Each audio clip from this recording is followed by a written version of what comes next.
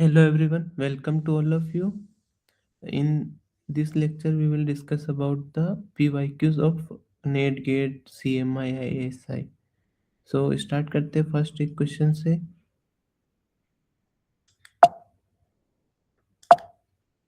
So first question है मेरा, let A equal to Aij M cross N matrix where Aij equal to alpha for all ij, यानी मेरे सारी Aij जो है वो अल्फा अल्फा है मैट्रिक्स की. Then rank of A equal to at most 1. At most 1 means less than equal to 1. ये statement true है या फॉल्स है पता करना है. स्टेटमेंट क्या कर रहा है, अगर मेरी कोई मैट्रिक्स है एम क्रॉस एन की, उसकी सारी एंट्रीज अल्फा है, तो उसकी rank less than equal to 1 होगी. ये ट्रू या फॉल्स है पता करना है. तो सॉल्यूशन करते हैं. तो ए कैसे गिवन है, alpha alpha alpha up to alpha alpha, सारी एंट्रीज अल्फा है मेरी एम क्रॉस एन की. दो केसेस बनेंगे, या तो अल्फा जीरो हो सकता है या अल्फा नॉन जीरो हो सकता है. अगर मेरा अल्फा जीरो हुआ तो मैट्रिक्स ए जीरो मैट्रिक्स होगी एम क्रॉस एन की. और मेरी जीरो मैट्रिक्स की रैंक क्या होती है, क्योंकि उसके सारे माइनर, किसी भी ऑर्डर का माइनर लेंगे वो जीरो होता है, तो रैंक भी मेरी जीरो हो जाएगी. बट अल्फा नॉन जीरो हुआ तो ए मेरी नॉन जीरो होगी. तो एटलीस्ट एक माइनर, एक ऑर्डर का, वन ऑर्डर का माइनर तो मिल ही जाएगा जो नॉन जीरो है. तो रैंक मेरी ग्रेटर देन इक्वल टू 1 होगी. और क्योंकि all minor of 2 cross 2 is zero, so rank of A less then 1 होगी. माइनर क्यों जीरो है, क्योंकि अल्फा अल्फा लेंगे तो alpha square minus alpha square होगा, तो जीरो हो जाएगा ना. तो यहाँ रैंक लेस देन 1 होगी. तो एक केस से क्या बन रही है मेरा, रैंक लेस देन 1, और एक केस से बन रही है ग्रेटर देन 1. तो रैंक क्या हो जाएगी मेरी 1. तो इस केस में मेरे 0 मिल रही और इस केस में 1, तो रैंक हमेशा लेस देन इक्वल टू 1 आएगी. तो ये स्टेटमेंट ट्रू हो गया. नेक्स्ट क्वेश्चन है ISI का. Let x equal to x1 up to xn n cross 1 का एक वेक्टर है, मैट्रिक्स भी बोल सकते हो. y1 up to yn n cross 1 का है, और a को डिफाइन कर रहे हैं x y ट्रांसपोज. देन हमें फाइंड करना है, फर्स्ट क्या फाइंड करना है, rank determinant of a equal to 0 if n greater than equal to 2. Second है rank of a equal to 1 for all x and y. ये ट्रू या false है बताना है.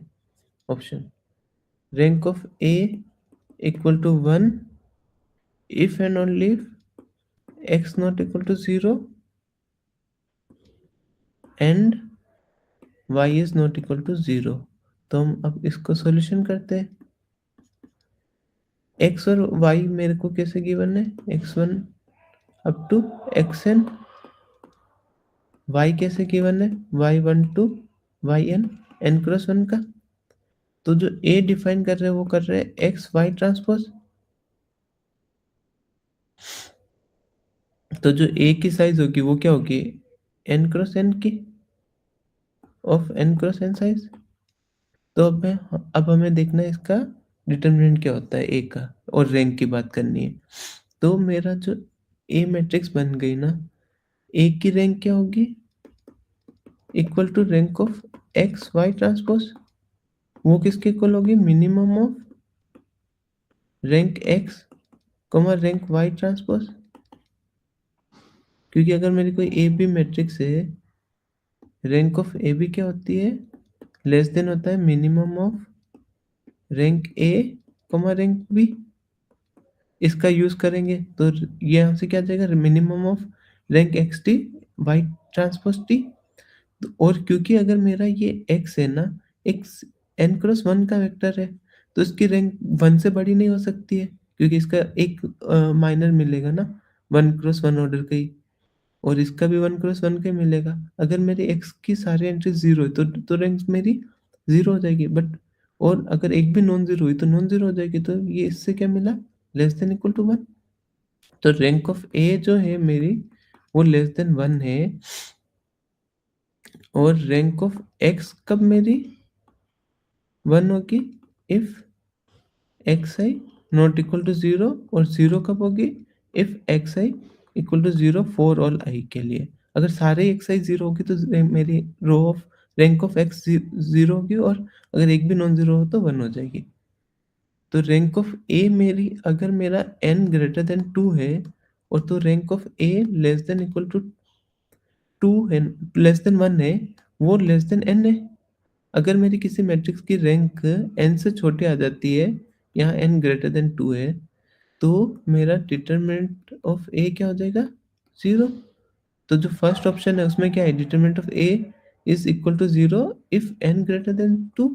तो ये ट्रू हो गया ना ऑप्शन, तो फर्स्ट ऑप्शन मेरा ट्रू।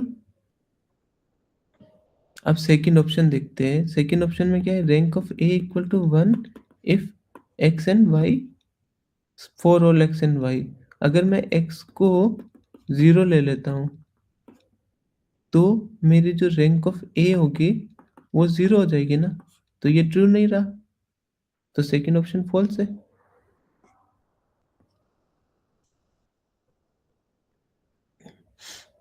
थर्ड ऑप्शन में है rank of A equal to 1 if and only if X not equal to 0 and Y not equal to 0। तो अगर मेरा कोई भी मैट्रिक्स ए है, उसको एक्स और वाई ट्रांसपोज के प्रोडक्ट से बना रहा हूँ, अगर मुझे मेरा इसमें एक भी नॉन जीरो एंट्रीज है और इसमें भी एक नॉन जीरो एंट्रीज है, तो इन दोनों का जो प्रोडक्ट आएगा वो भी एक नॉन जीरो आएगा, क्योंकि एक्स आई अगर नॉन जीरो है मेरा, फॉर एक्स वन के लिए एज्यूम कर लेते नॉन जीरो है, और मेरा वाई एन नॉन जीरो है, एक एक दोनों की एंट्रीज नॉन जीरो एज्यूम कर ले, तो X one Y one N होगा ना, वो वाली एंट्रीज तो मेरी नॉट इक्वल टू जीरो आएगी। अगर मेरी मैट्रिक्स की एक भी नॉन जीरो एंट्रीज आ जाती तो उसकी rank not equal to zero हो जाएगी, तो rank of A greater than 1 होगी। बट हमने अभी प्रूफ करा है कि रैंक ऑफ लेस देन 1 है, तो इस केस में मेरी रैंक ऑफ 1 हो जाएगी, अगर मैं एक्स और वाई को नॉन जीरो लेके चलता हूँ तो। और अगर rank of A equal to 1 है, तो मेरा एक्स और वाई को नॉन जीरो होना पड़ेगा, क्योंकि अगर जीरो हो गया तो मेरी रैंक जीरो हो जाएगी, तो ऑप्शन थर्ड भी ट्रू हो गया।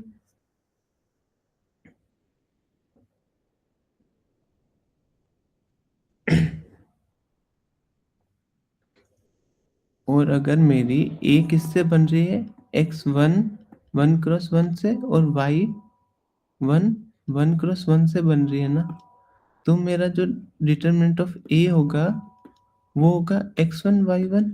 अगर ये नॉन जीरो है, ये नॉन जीरो है, तो ये भी नॉन जीरो हो जाएगा। तो अगर मेरा determinant of A x1 y1 होगा कब? If when n not equal to 1 और x1 y1 not equal to 0, sorry x1 and y1 not equal to 0 होगा, तब ये नॉन जीरो होगा, और 0 होगा इफ इनमें से एक भी 0 हो जाए।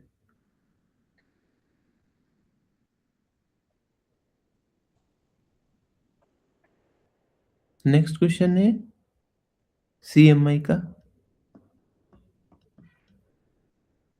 if A is aij n cross n matrix and where aij equal to I square plus j square, then हमें फाइंड करना है रैंक ऑफ ए क्या होगा फर्स्ट, सेकंड फाइंड करना है डिटरमिनेंट ऑफ ए क्या होगा, थर्ड फाइंड करना है ट्रेस ऑफ ए क्या होगा। तो सॉल्यूशन करते हैं।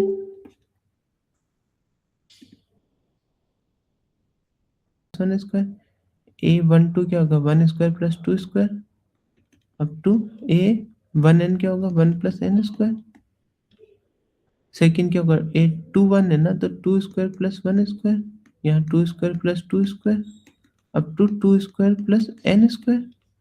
यहाँ क्या आएगा एन स्क्वायर प्लस 1 स्क्वायर, यहाँ एन स्क्वायर प्लस 2 स्क्वायर, यहाँ होगा n square plus N square.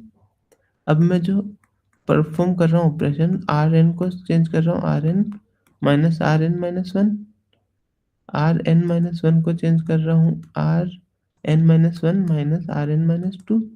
अब तो ऐसे चलूंगा, आर टू को चेंज कर रहा हूँ R two minus R one. तो जो ए मैट्रिक्स ट्रांसफर होके बनेगी वो क्या होगी, फर्स्ट तो एज इट इज रह जाएगी क्योंकि उसमें कुछ चेंज नहीं कर रहे।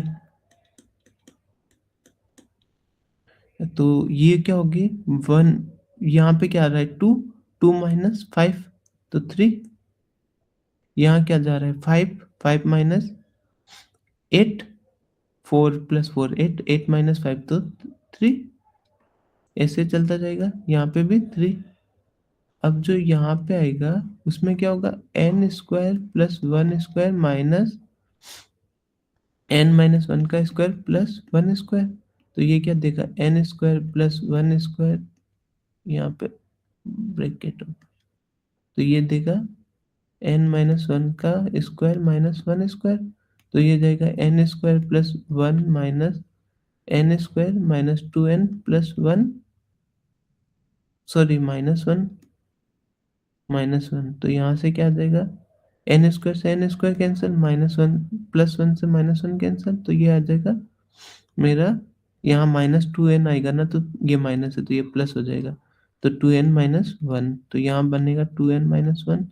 सिमिलरली यहाँ पे भी बन जाएगा टू एन माइनस वन, ऐसे चलेगा यहाँ पे भी टू एन माइनस वन। तो ये सारी क्या आ रही है मेरी, ये थ्री थ्री आ गया, ये टू एन माइनस वन आ गया, यहाँ पे टू एन माइनस थ्री जाएगा, यहाँ पे भी टू एन माइनस थ्री। तो अब हम क्या कर रहे हैं, इसको डिवाइड कर दे रहे, one square one square, one square plus two square, one square n square, one one कर दे रहे सबको डिवाइड करके, यहाँ से आ जाएगी वन वन वन। तो ये मेरी मैट्रिक्स कन्वर्ट होके क्या हो जाएगी one square one square, one square two square up to one square n square, यहाँ वन वन वन, ये बाकी सारी क्या हो जाएगी जीरो जीरो और जीरो। तो मेरी मैट्रिक्स की rank of A equal to two if N greater than equal to two, और rank A equal to one if N equal to one. तो अगर मेरी कोई मैट्रिक्स है, अगर मेरी एन अगर ग्रेटर देन थ्री है, तब उसकी रैंक क्या आ रही है टू। तो उस केस में मेरा डिटरमिनेंट क्या हो जाएगा, क्योंकि फुल एन, अगर एन फुल रैंक मैट्रिक्स नहीं है तो उसका डिटरमिनेंट जीरो होता है, तो यहाँ पे एन ग्रेटर देन थ्री के लिए मेरा डिटरमिनेंट जीरो हो जाएगा, और वन और टू के लिए फाइंड कर लेना। तो रैंक मेरी क्या है two if N greater than equal to two, और one if N equal to one. अब हमें फाइंड करना है ट्रेस। तो ट्रेस ऑफ होता है sum of diagonal entries A one one A one two up to A N N. यहाँ पे मेरा क्या होगा one square plus one square, two square plus two square up to N square plus N square. तो ये क्या हो जाएगा two times one square two square up to N square, ये मेरा ट्रेस ऑफ ए हो जाएगा। Determinant N greater than three के लिए जीरो होगा, और रैंक मेरी n greater than equal to two के लिए टू होगी, otherwise one n one equal के लिए वन हो जाएगी।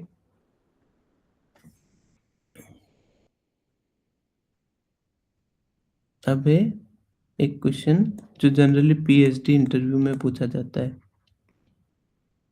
If A and B B any matrix then rank of A B equal to rank of B A, ये true है या फॉल्स बताना। अगर मैं कोई भी मैट्रिक्स ले रहा हूँ ए और बी, तो rank of A B equal to rank of B होगा या नहीं, ये हमें बताना है। तो ये फॉल्स होता है, तो इसके लिए एक एग्जांपल ले लेते हैं, 1 0 0 0 और बी ले लेता हूँ 0 1 0 0। तो ए बी क्या होगा, 0, यहाँ से 1, यहाँ से फिर 0 0।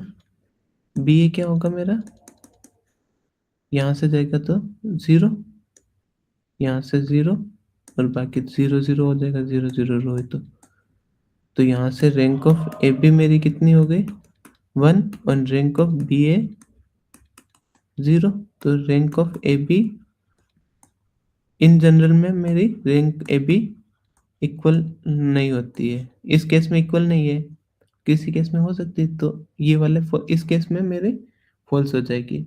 तो हमारे पास एक केस एग्जांपल मिल गया ना ये, जिसके लिए रैंक इक्वल नहीं है। बट ट्रेस जो होता है ना, ट्रेस हमेशा A B equal to trace of B A होता है। ये हम पिछले एक लेक्चर में प्रूफ कर चुके हैं, आप देख लेना। अब हम एक कंसिडर करते हैं कि किस केस में मेरा रैंक इक्वल हो सकता है। If A is invertible matrix, then rank of AB equal to rank of BA। तो अगर मेरी ए इन्वर्टिबल मैट्रिक्स है तो रैंक ए बी के इक्वल होगी रैंक ऑफ बी ए के। तो हम पढ़े ना कि ए बी जो होता है ना रैंक, वो होता है minimum of rank A comma rank B,